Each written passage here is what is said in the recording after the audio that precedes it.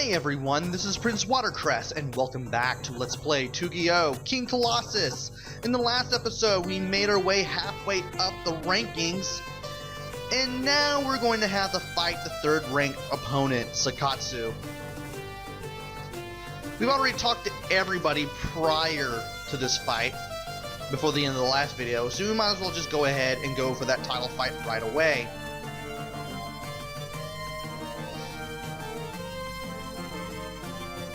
So now that we got that over with, we might as well just go ahead and head back into the arena. At this point, you'll start meeting enemies that you haven't really seen yet. And Sakatsu is one of those enemies that you'll definitely be seeing later in the game.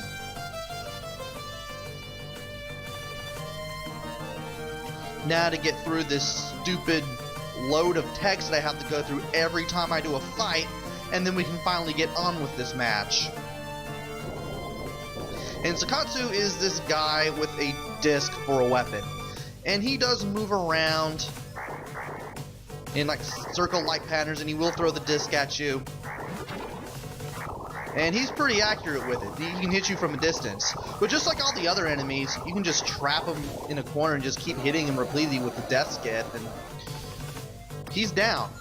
So we are now at number 3. And when you head back into the arena, this girl surrounded by soldiers shows up, and Paris is gone. So let's talk to some more people. This guy will tell you that Queen Desire gained the power of the Dark God Griud and used it to destroy any country that basically to fight her. Anyone who served her became a ruler, and they basically took over all the kingdoms. Even Carlim, who I called Kareem like a video ago for some strange reason, yeah, he serves Queen Desire. And by talking to these soldiers, you'll find out that the girl that they're surrounding is Her Royal Highness Lena. She is the princess. She's basically next in line for the throne of Destaria. She's basically Destaria's princess. And you can get 2 sayings from the guards. I do talk to the other ones to see if they say anything different, but the ones that the guard to the north and east say, the ones to the west and south say the same thing. Sadly, you can't talk to Princess Lena of Destaria, but we can talk to everyone else. You'll find out from this guy that Carlim, the king of the Nod, was born a commoner and would do anything for money, so he's basically doing all this out of greed. And not surprisingly from the last video, he would do anything for money now. He even sold his soul to Griud. Well, given that he's serving Queen Destaria, that's not even surprising. And that's how he became a king. A really terrible king who only cares about himself. And if you talk to this guy, he tells you that Paris won't be coming back because Blarda beat him good. Well, I didn't know what he expected.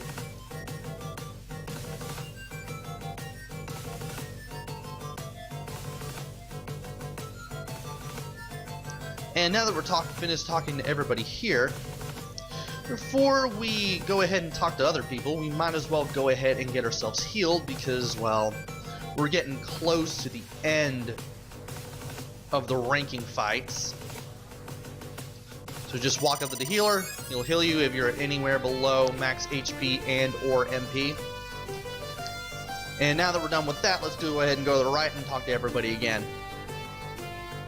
When you talk to the soothsayer, he'll finally tell you why Iria is unable to leave the Colosseum. Because her father is somewhere within the castle, and he's afraid that something might happen to him.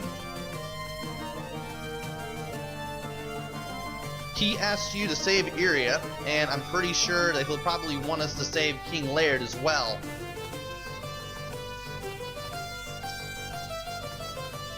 And we might as well go ahead and talk to this guy to see the rankings again. And we're at number 3, Gonku's at number 5. We're gonna face Blarda next. And this is what I was thinking about in the last video. You actually have to press B twice to get out of the rankings, and then get this guy to tell you to come back any time if you want to see the standings again. That's what I was thinking about last episode. And by talking to Ganku, Ganku will tell you that there's another Colosseum besides the one in Laird. There's one in Dysteria as well. And then in Dysteria Coliseum, they fight with monsters instead of humans. Not surprisingly, Ganku is a bit relieved about that.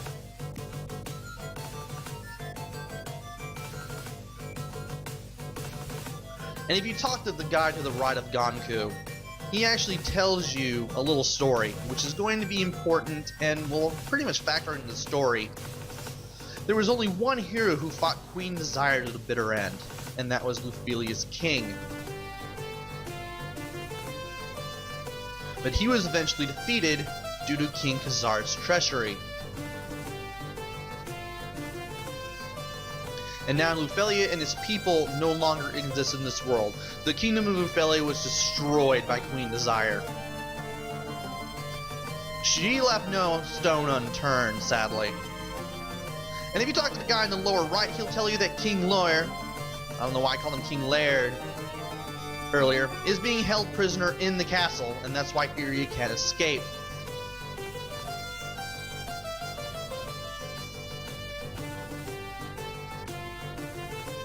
And we get to see pretty much what we already know here. Goran's a jerk. And if you talk to Iria, she'll tell you that you and her will finally have that match if you beat Blarda. However, she says that she will not be merciful, which is kind of what I would expect at this point anyway. So now we finally talk to everybody. Let's go ahead, go back, and then talk to the guards, and then we can face Blarda. The matches that we've had so far have been pretty easy. They're really not that hard, especially if you can trap everybody within a corner with the death skiff. I mean, you can basically fight any of these enemies with any weapon, provided you know what to do. I mean, any non-flail weapon would have to be used like behind Arigalu in order to hit him. But thankfully I did use a flail weapon, so that made him far easier. And we won't be having to deal with this text much longer, because we have one more fight after this, and after that, well, who knows what will happen. But here's this guy with a sword. He'll move around in circle-like patterns as well. And he's even easier than the third rank guy, Zakatsu, because he can hit you from a distance with supreme accuracy. So just keep swinging away with the death skiff, scythe, whatever, and he goes down even more easily than the third rank guy, Zakatsu. So that's basically it for Blarda. It's pretty obvious what everybody's gonna say here. Well, a few of them. I mean, most of them will tell you have the siege, you gotta get out of here.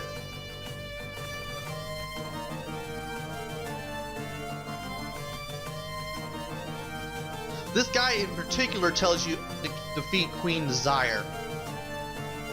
Hopefully, we will get the chance to do so. And if we beat Ira, we become the new champion, obviously.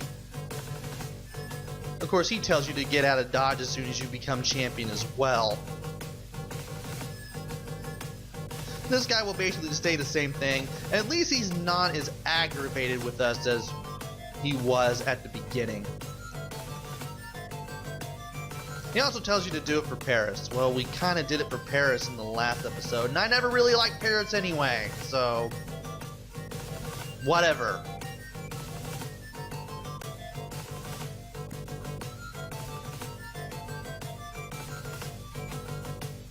No one could have predicted this, says the soothsayer. And of course, this guy is just nonplussed and asks if we want to see the rankings again. So let's see who's all behind us before we go into the arena one last time. And Ganku ranked up to number 4.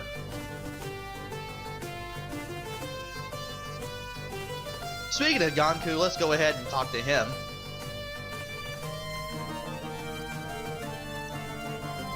And this is the last time we'll be able to meet him, because Ganku has went to the Stereo Coliseum. They gave him permission to do so.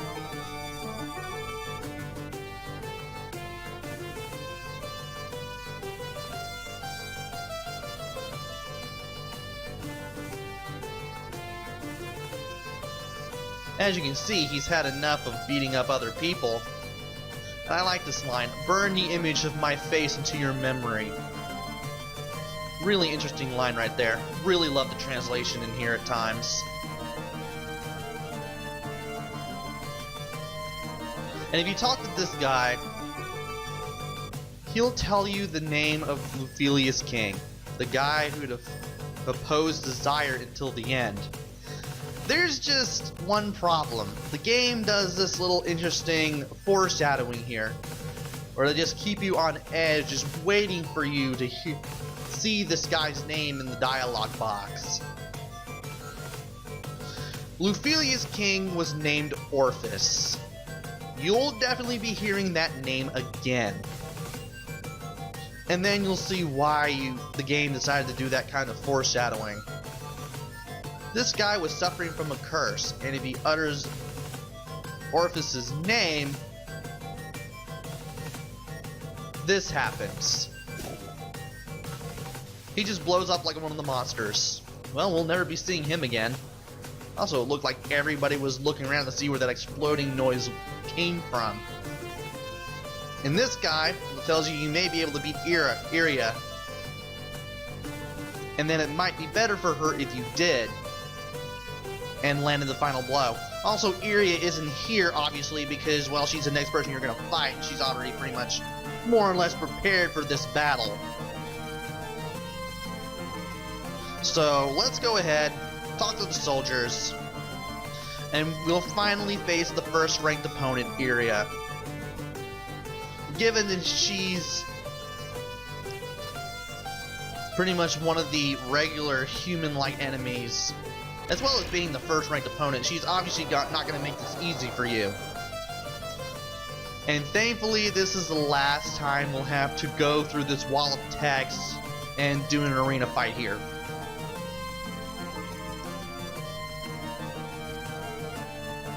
Again, this was nice, like maybe the first 2 or 3 times, but after that, just hold C and skip through it.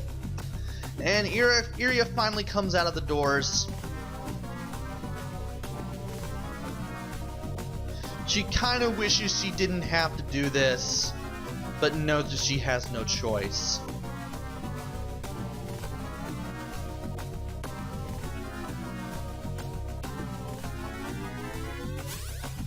And here's how you fight her.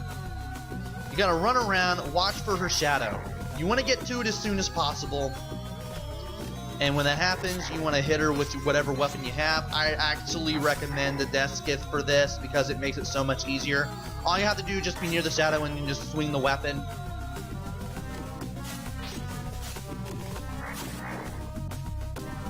And she can throw those little shuriken-like things with pretty good accuracy. If you can hit her before she can throw the shurikens, that's actually really good. You actually want to do that, so that way you can take as little damage as possible. I actually recommend the shield, which I should have used in this battle. I didn't. I ended up using Time Stop, which is actually a bad idea. I actually learned the hard way not to do this during the battle here. This being the second time I've ever played up to this point. And you can still hit her, but until Time Stop wears off, she's not going to come back down. So you're better off just using the Aura Shield spell for this. Thankfully, I was fully healed. I kind of got my head in the game a little bit. I was able to get to her a little faster. and hit her a couple times before she could throw the shurikens. And one more hit ought to do it, and we got it. And she goes down. At this point, you have to walk up to her to trigger some dialogue.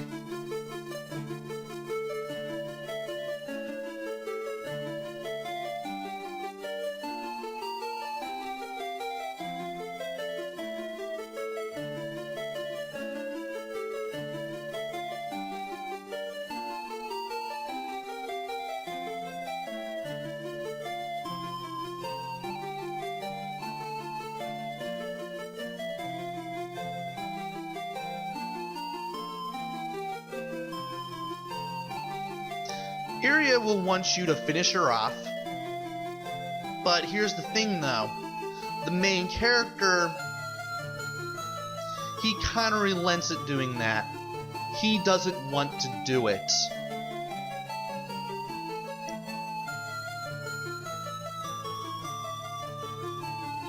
Iria urges the main character to kill her,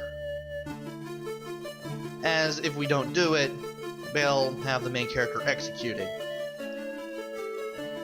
And she wouldn't forgive herself if we were to die by execution.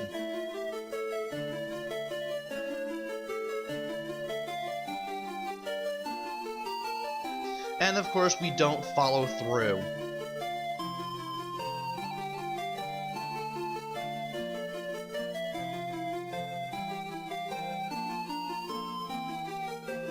I'm pretty sure that's Queen Hysteria. She was the one sitting in the center above the arena door.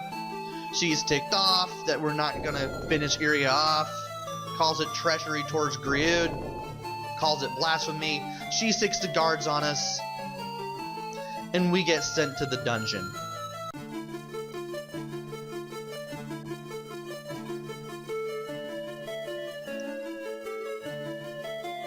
We are now in a cell beneath the Laird Colosseum.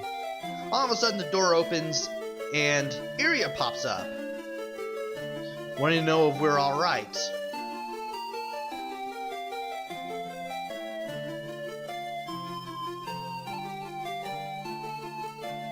Thankfully, she helps us bail out of here. So that's pretty much what we're gonna have to do now. Now that we're done in the arena and we got ourselves thrown in jail, or the dungeon rather, we gotta get out of here. And Iria tells us that if she leaves, well, her father would probably be killed and she doesn't want to abandon him. And as long as his father is still alive, she has to fight for him. Make sure he stays alive.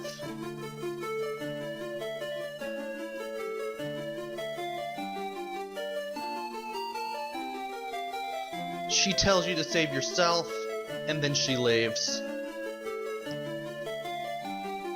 I was gonna save right here, but then the game wouldn't let me save. Also, I'm back to the short sword because, if you didn't remember, I borrowed the death skith, and because they took my borrowed weapon away from me, I'm automatically just brought back to the short sword.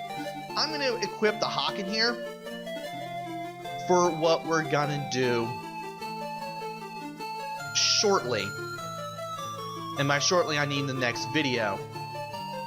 And this is where I wanted to do my outro, but the game wouldn't let me save. There are sometimes certain places and times in the game where the game won't let you save and you have to move to another area, so I had to put some length into this video. Still within the time limit I gave these videos, but it still works. Anyway, you go up here. You'll be able to talk to the people in the jail cells. You'll talk to the former minister here, who will tell you that King Lawyer is indeed held captive in the castle in some sort of underground waterway, and he asks you to save him. So it looks like we may have to save him before we can save ourselves. And if you talk to this guy, he'll tell you that he'll give you a hint about how to get to the underground waterway. If you don't destroy the fire-breathing stone statue, the entrance won't open. You'll definitely have to keep that in mind. And this guy just wants out. And that's pretty much all he says. And once you go through this door, you'll enter the whole dungeon part of this area, which is already a dungeon, and you'll start fighting enemies. And that's pretty much it for this video. We'll tackle this in the next one, so join me then, won't you? Until then, this is Prince Watercress. Take care, stay safe, and thanks for watching!